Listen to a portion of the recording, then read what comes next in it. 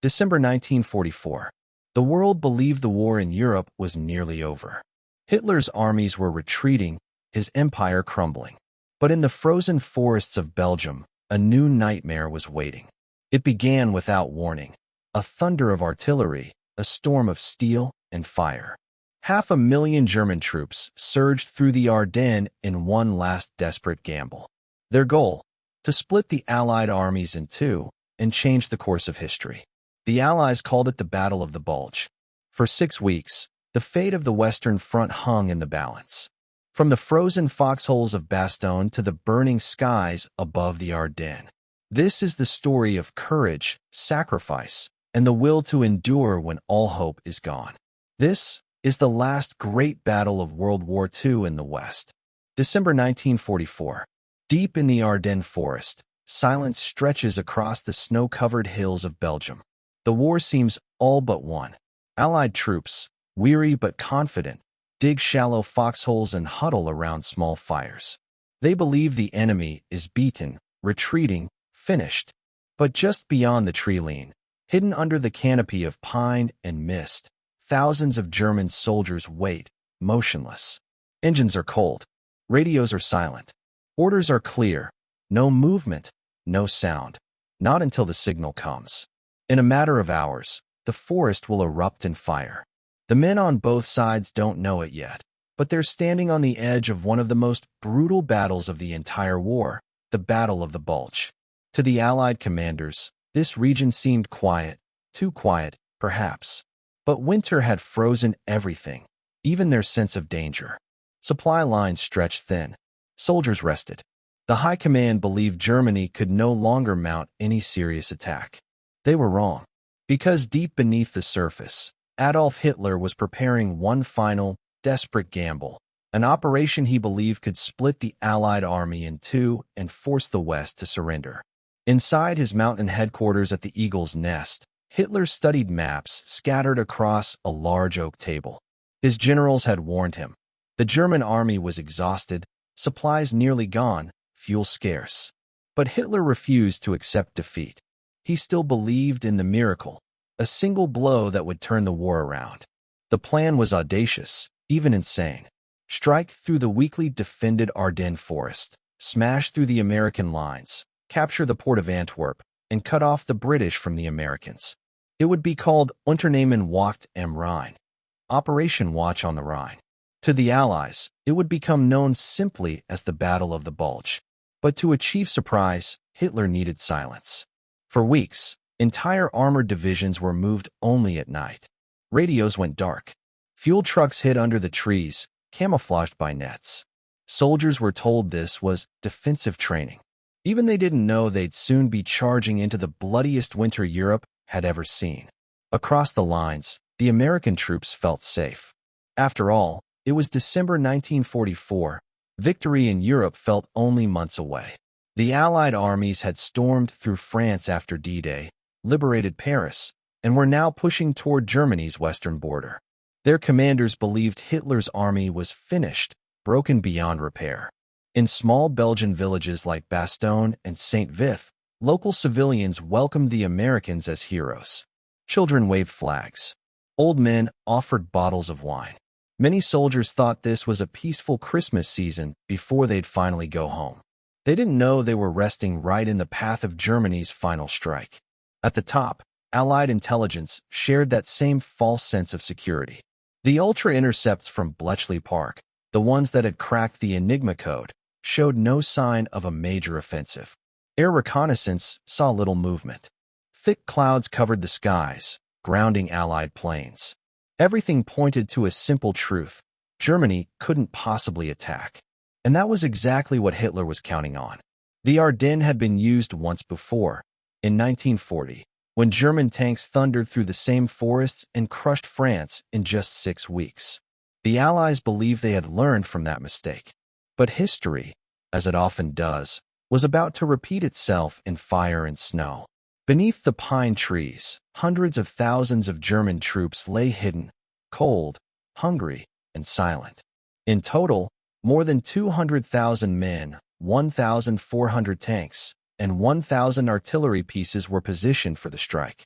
Hitler had pulled together every resource left in his crumbling empire, even inexperienced boys and aging men, and placed them under the command of one of his most ruthless field marshals, Gerd von Rundstedt.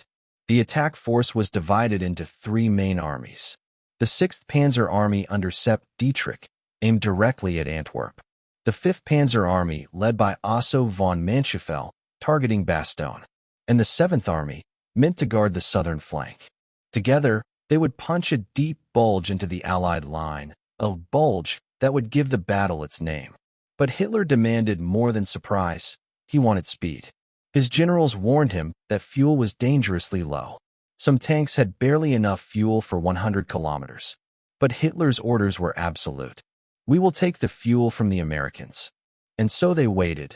Tens of thousands of soldiers, freezing in the forests, forbidden to light fires, whispering prayers into the cold night air.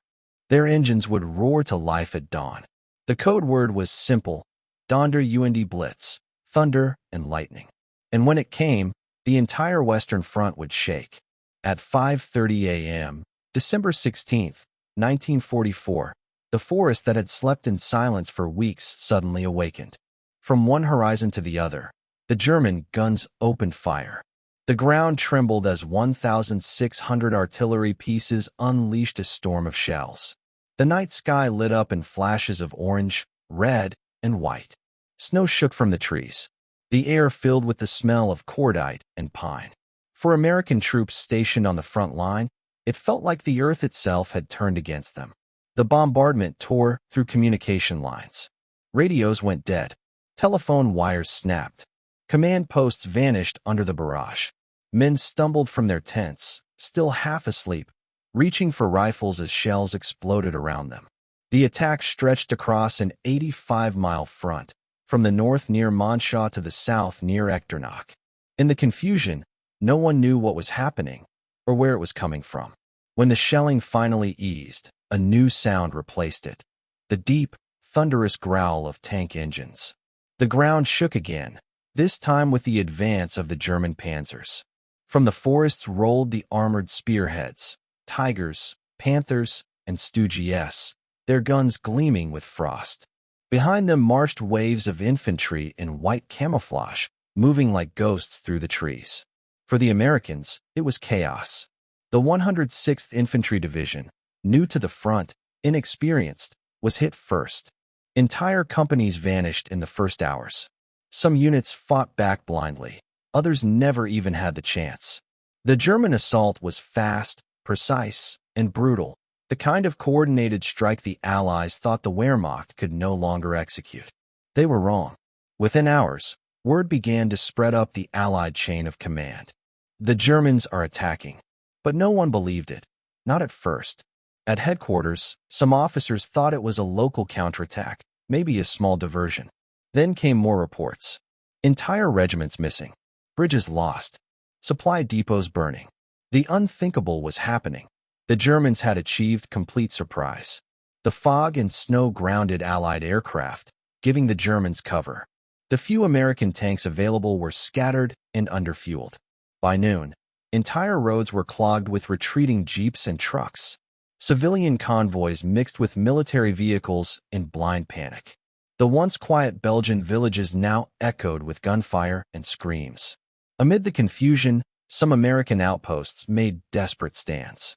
In the town of Lanzerath, a single U.S. platoon, just 18 men, held back an entire German battalion for nearly a day. Their resistance slowed the advance just long enough for other units to regroup. But for most along the line, the shock was too great. The Ardennes had exploded, and no one knew how far the fire would spread. By the night of December 17th, the German plan was working. Their armored columns had punched a deep wedge into the Allied front, creating what would soon be called the Bulge. American divisions were split apart, surrounded, or retreating through the snow. In the north, the 99th Division held the Elsenborn Ridge, refusing to fall back. In the south, Bastogne, a small crossroads town, became the center of chaos. Whoever controlled Bastogne would control the roads, and both sides knew it. At Allied headquarters, disbelief turned to panic. General Eisenhower's staff scrambled to understand the scale of the attack. One officer muttered, "How could this happen? How did we miss this?" But the answer didn't matter anymore. The Germans were moving fast, and the Allies needed to act, now. Across the front, American soldiers were being pushed back into pockets of resistance. Town by town, crossroads by crossroads, they made desperate stands. The front line no longer looked like a line. It was a jagged wound in the heart of Europe. Hitler called it his final victory. His generals called it madness. For the men on the ground, it was simply hell, a frozen nightmare of fire, blood, and snow. The world would soon learn the true cost of this gamble. And in the small town of Bastogne, surrounded and outnumbered, American paratroopers were preparing to make their stand. The Bulge had formed, but the battle for its heart had just begun. December 19th, 1944. Snow drifts across the narrow roads of southern Belgium. A column of American trucks rumbles through the fog, men packed shoulder to shoulder, faces pale with exhaustion. Somewhere behind them, German tanks are moving faster. The Allies are in retreat.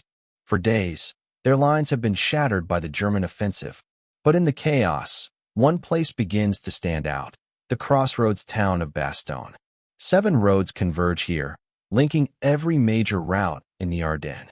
Control Bastogne, and you control the battlefield. General Eisenhower knows this. So does Hitler. Both sides rush to seize it.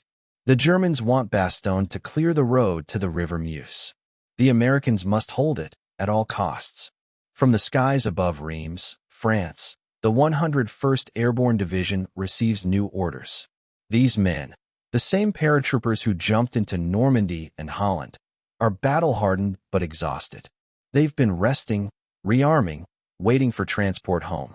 Now, they're being thrown back into the fire. Under the command of Brigadier General Anthony McAuliffe, the 101st moves out in freezing temperatures, with barely enough supplies. Ammunition is short. Winter gear is missing. Yet they march. Trucks crawl through snow-choked roads as planes thunder overhead. By December 19th, they arrive in Bastogne, cold, tired, but ready.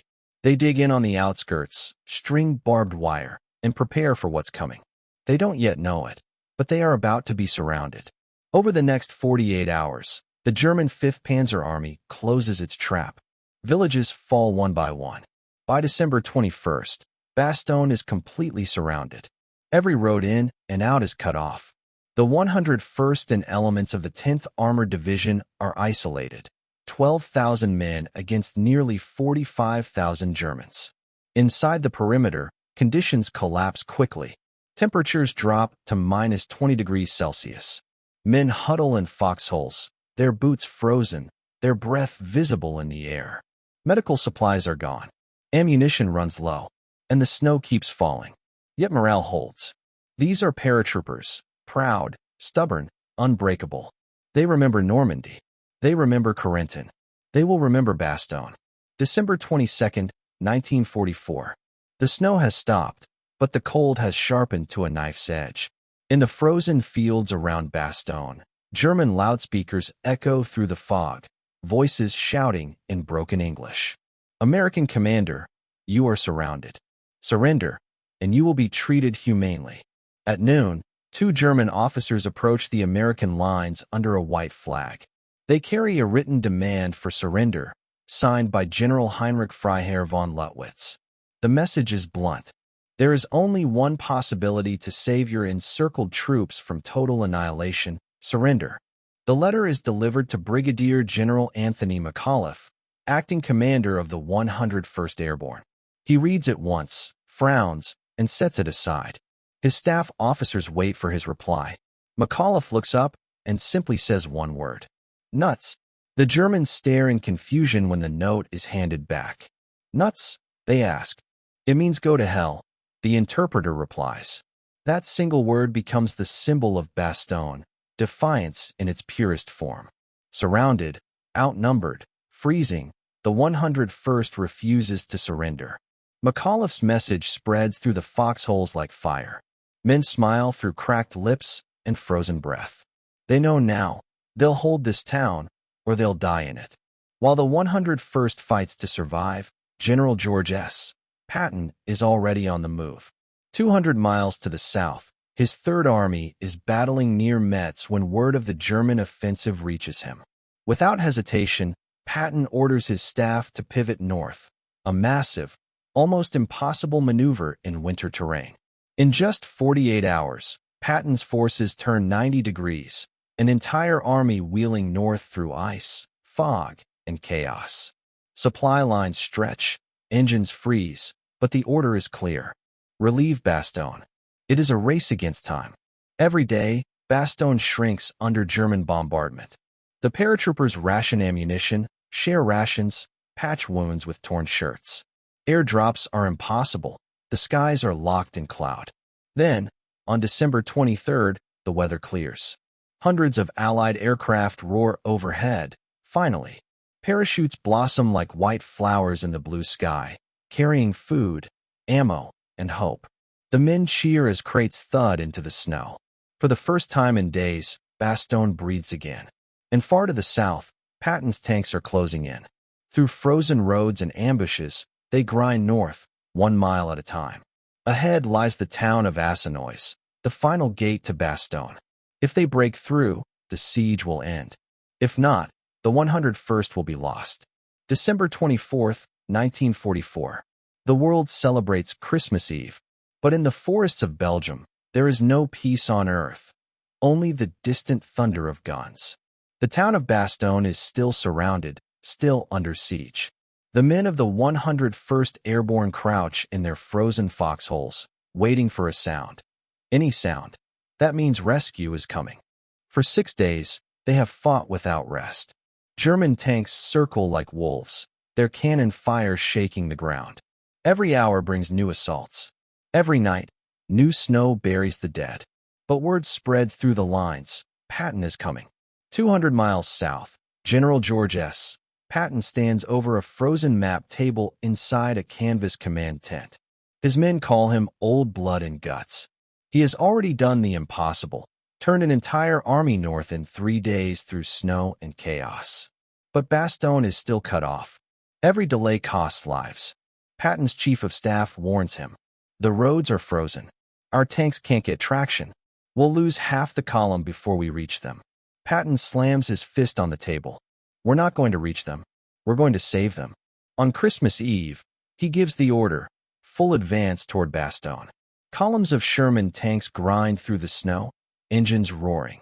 The men inside are exhausted, but they know what's at stake. Ahead of them, the roads are mined, the villages burned, the enemy waiting. In one small town, the lead tank hits a mine. Flames shoot into the sky. Without hesitation, another tank pulls forward, clearing the path with its treads. Every mile is a battle. Every hour, men die in the snow. Inside Bastogne, time slows to a crawl. The paratroopers can hear German engines idling in the dark beyond the trees. Ammunition is almost gone. Rations are a few bites of frozen bread and coffee brewed from melted snow. In a cellar beneath the town square, wounded men whisper prayers. A chaplain moves between them, whispering back, "Hold on. They're coming." Above ground, McAuliffe's men still hold the line. Every time the Germans attack, they push them back, not with strength, but sheer will. No retreat. They remind each other. We're airborne. We hold. Then, on the morning of December 26th, a distant sound rises through the mist. A deep, steady rumble. Not German tanks, but American ones. Patton's Third Army has reached the outskirts of Bastogne. The 37th Tank Battalion smashes through the German line near Ardennes, just 5 miles south of the town. Their lead tank, commanded by Lieutenant Charles Bulge, roars up the final hill, machine guns blazing. At 4:50 p.m., Bulge radios the words the 101st has been dying to hear. We're in Bastogne. The siege is broken. After 7 days of hell, the men of Bastogne are free. For the Germans, the dream of splitting the Allied armies dies in the snow. That night, the men share what's left of their rations. 1 cigarette passed between 3 friends. A can of beans warmed over a candle. It isn't much, but it's Christmas. The Battle of the Bulge isn't over yet, not by far. But in Bastogne, the line has held. Against all odds, the American spirit, frozen, battered, and bleeding, has refused to break. And somewhere in the darkness, Patton whispers to himself, "Merry Christmas, you bastards." December 27th, 1944. The snow hasn't stopped, but the storm has shifted. For the first time in 2 weeks, it is the Germans who are falling back. Their Ardennes offensive, the grand gamble that was supposed to split the Allies in two, is collapsing. What began as Hitler's last bid for victory has become a nightmare of retreat. Fuel is gone. Ammunition is scarce. Once proud panzer divisions now roll forward on fumes and desperation. Every village they captured is being retaken by American troops, one burning house at a time. The Allies don't waste a second. Patton's Third Army presses north from Bastogne, while British and American forces under General Montgomery strike from the north. The trap begins to close. Across the snowfields, exhausted GIs march forward, boots soaked and faces gray with frostbite. One soldier writes in his diary, "We started this battle running backward. Now we're chasing them the same way." For many, it's payback time. The atrocities at Malmedy, where American prisoners were executed in cold blood, have lit a fire in every heart. Now, there's no more retreat, no more fear, only resolve. In village after village, Houffalize, St. Vith, and La Roche, the Americans drive the enemy out. The Germans fight fiercely, but their tanks run dry, their artillery silent. The tide has turned. Meanwhile, hundreds of miles away in Berlin, Adolf Hitler sits inside his underground Führer bunker. The news from the front grows darker by the hour. The map before him, once filled with red arrows pushing west, now shows only black lines of retreat. Hitler refuses to believe it. He rages at his generals, accusing them of cowardice, of betrayal. "We will counterattack," he screams. But even his closest officers know there are no reserves left. No fuel, no hope. His once mighty army is broken. The Ardennes gamble, meant to save the Reich, has instead hastened its destruction. As Allied forces close the Bulge from both sides, thousands of German troops are trapped. The hunters become the hunted. For the soldiers who fought in the Ardennes, the dream of victory is gone. All that remains now is survival. By mid-January 1945, the Battle of the Bulge is over. The Allies reclaim every inch of ground lost. More than 80,000 American casualties and nearly 100,000 German. It is the largest and bloodiest battle fought by the United States in World War II. Hitler's last offensive has failed. The road to Germany now lies open, and the Allies are coming. In the ashes of the Ardennes, the Third Reich begins its final collapse. The snow of the Ardennes melts in spring, but the memory of that winter, of Bastogne, of the Bulge, of those who refused to surrender, will never melt away. January 1945. The guns of the Ardennes have fallen silent. The German dream of splitting the Allied armies is dead. But the war is far from over. Ahead lies the Rhine, the last great barrier before Germany itself. In the west, Patton's Third Army surges forward. In the east, the Red Army begins its final push from Poland. Between them, the Nazi regime is collapsing, piece by piece, city by city. Across Germany, the once mighty war machine grinds to a halt. Trains are bombed, fuel depots empty, cities reduced to rubble. Hitler's thousand-year Reich is dying at barely 12. Inside his bunker, Hitler refuses to face reality. He issues impossible orders: hold every inch of ground, while entire divisions vanish. His generals plead for reason. His eyes are sunken, his hands tremble, but his rage burns brighter than ever. "We will not surrender," he says. But outside, the streets of Berlin echo with the sound of defeat, air raid sirens, artillery, and the footsteps of refugees fleeing a war already lost. For the people of Germany, the price of loyalty has come due. Entire towns are flattened. Food is gone. And yet, the propaganda machines still whisper of final victory. By March, the Allies reach the Rhine. Every river crossing is a battle. At Remagen, American troops discover something extraordinary: the Ludendorff Bridge, still standing. Under heavy fire, they seize it. A miracle of timing, one bridge that shortens the war by months. Within days, Allied tanks are rolling into the heart of Germany. For soldiers who fought through Normandy and the Bulge, it feels surreal. They've gone from beaches and hedgerows to the enemy's homeland. Each step forward is a victory and a haunting reminder of how much it cost to get here. April 1945. The Red Army has surrounded Berlin. Artillery pounds the city day and night. Every street becomes a battlefield, every building a fortress. Inside the bunker, Hitler sits in silence. He knows it's over. The dream that consumed millions of lives now collapses in dust and flame. On April 30th, he takes his own life. Days later, Berlin falls. Nazi flags are torn down. The swastika, symbol of tyranny, burns under Allied boots. In May 1945, the guns of Europe fall silent. The war that began in Poland ends in Berlin. Tens of millions are dead. But from the ruins, a new world begins to rise. For the men who fought, from the beaches of Normandy to the forests of the Ardennes, the victory is bittersweet. They've survived history's darkest storm. And they know the peace they've earned was written in blood. The Reich has fallen. The war is over. But the memory of that winter, the Battle of the Bulge, will live forever. May 1945. The war in Europe is over. Hitler is dead. The Third Reich, gone. For the first time in 6 years, the guns have fallen silent. Across the continent, celebrations erupt. In London, in Paris, in New York, bells ring for victory. But in the fields of Belgium and Germany, there is only quiet. The snow of the Ardennes has melted, revealing what it buried. Burned-out tanks, frozen helmets, and the faces of men who never made it home. Victory has come, but at a price so high, it can't be counted in medals or maps. For the survivors, the war doesn't end with the ceasefire. They walk back through towns they once fought for. Towns now reduced to rubble and silence. Some return to find letters from home that never reached them. Others, no home to return to at all. One soldier writes in his diary, "We fought for peace, but I don't know what peace feels like anymore." The same men who stormed Normandy and held Bastogne now carry different burdens.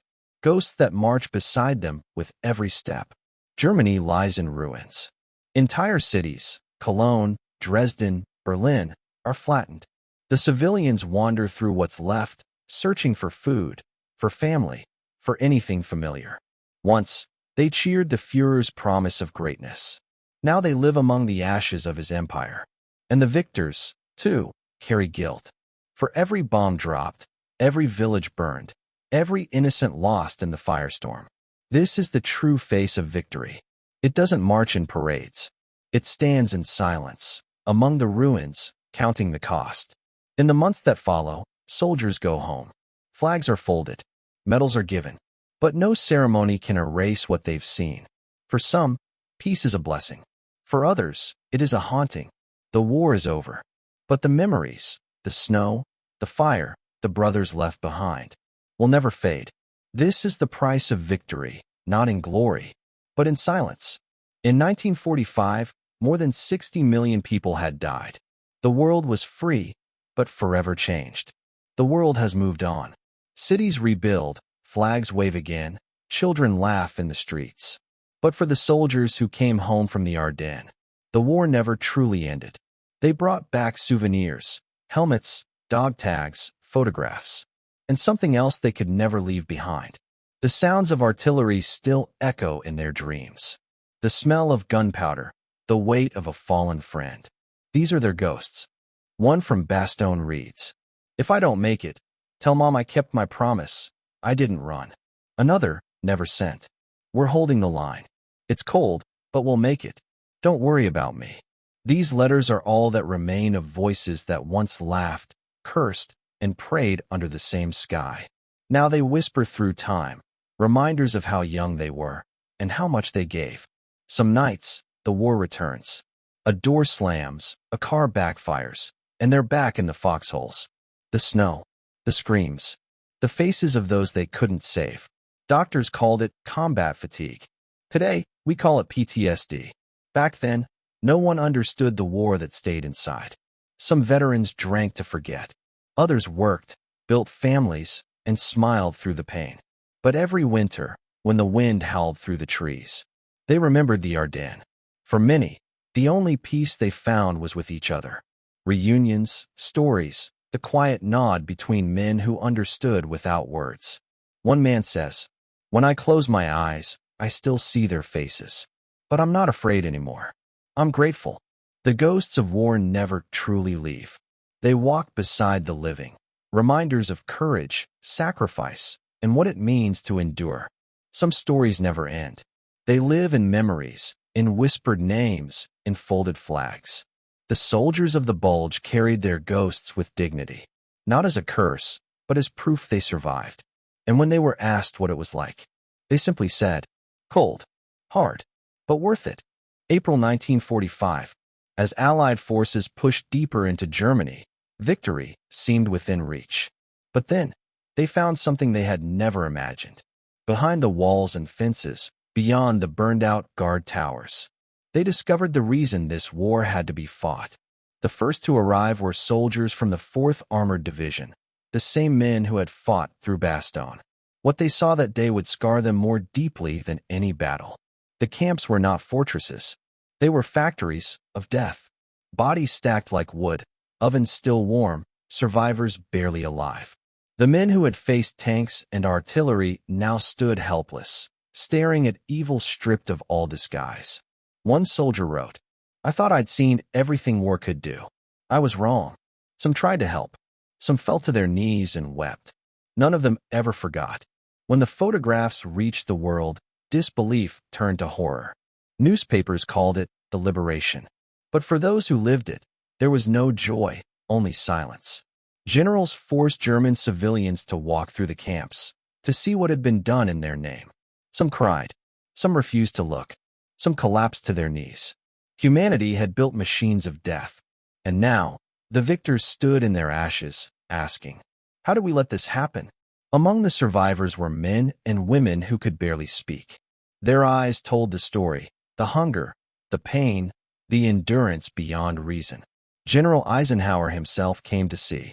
He ordered every detail to be recorded, saying, "Get it all on film. Get the names. Because someday, someone will say this never happened." And so they filmed. They photographed. They made the world look and never forget. From the ruins of cruelty came voices of hope. Survivors rebuilt. Families searched for one another. And the world vowed, never again. The liberation was not victory. It was revelation. Proof of why this war had to be fought, and why its memory must never fade. In the end, the soldiers who freed the camps did not just win a war. They restored humanity itself. Between 1941 and 1945, over 6 million Jews were murdered by the Nazi regime. The world would never be the same. May 7, 1945. After 6 years of war, the guns of Europe go quiet. The Third Reich has fallen. The world breathes, but not in joy, in disbelief. In the bunkers beneath Berlin, Hitler is gone. His empire, nothing but dust and smoke. In Reims, France, German generals sign the surrender. And with one stroke of a pen, 50 million dead find their war's end. They called it V-Day, victory in Europe. But to those who survived, victory was not celebration. It was relief, exhaustion, and the question that no one could answer. What comes next? Berlin, once the beating heart of Hitler's dream, now lies in ruins. The streets are graveyards of concrete and memory. The Soviets call it vengeance. The Allies call it victory. But for those who walk the shattered streets, it feels like the end of the world. In cellars and ruined hospitals, survivors whisper prayers. Russian soldiers search for snipers among the rubble. Fires burn for days. A city consumed by its own downfall. As the smoke clears, the victors face a new challenge. Rebuilding a world destroyed by hate. Germany is split, east and west. The Soviet Union claims half. And behind their line, a new kind of war begins to take shape. One fought not with bullets, but with fear. The Iron Curtain descends. The Cold War is born. And the peace everyone prayed for becomes another battlefield. Across the oceans, ships return. Soldiers step off, carrying their duffel bags and invisible scars.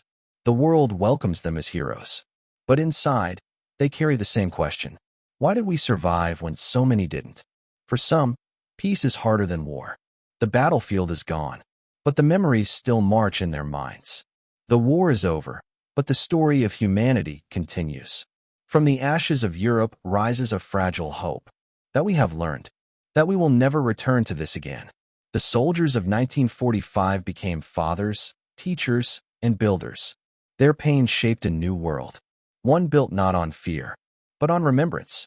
The road to peace was not paved in triumph, but in sacrifice, and every mile of it was paid for in blood. May 8th, 1945, victory in Europe.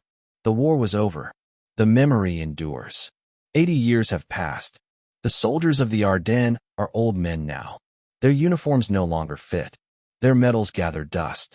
But when winter comes, and snow falls upon the forests of Belgium, they remember. The world they saved has changed. New wars, new fears. Yet the silence of those who never returned still speaks louder than any weapon ever could. The Battle of the Bulge.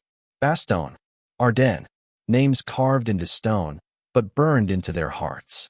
They were boys who became soldiers. Soldiers who became legends. Every December, the survivors gather once more in Bastogne, where frost still covers the ground they once bled on.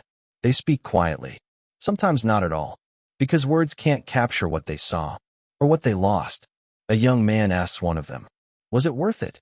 The veteran smiles, eyes glistening. "We were cold, scared, but yes, we did what we had to do."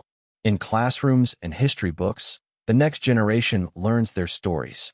But for many, war is just a word, a chapter in a textbook, not the frozen breath of a dying friend, not the silence after an artillery barrage.